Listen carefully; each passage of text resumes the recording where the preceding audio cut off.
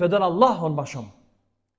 Ai as shumë e adhuron të Zotin, duke shpreh falënderimin ndaj Zotit dhe adhurimin, saqë shpesh herë edhe bashkëshorti i atij me keqardhje i thoshte pejgamberit alayhis salam, ja Rasulullah, o i dërguar i Allahut, pse ka shumë e mundon veten kur dihet se Zoti ti ka fal ty gjunahet e kaluara, por ti ka fal edhe gjunahet e ardhshme, ti ka mbrojt prej gabimeve.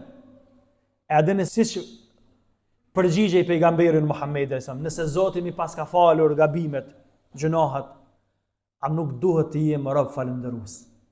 Afala akuna abdan shakura. Atë mos jem rob falëndërues ndaj Allahut. Pejgamberi për kushtimin që ja bën të Allahut, ai e llogariste si një lloj falënderimi ndaj Allahut. Falënderim i sinqert ndaj Allahut. Jo thjesht adhurim pa shpirt, po adhurim për kushtim ndaj Zotit, motivi i cilit adhurim ishte dashnia e sinqert për Allahun.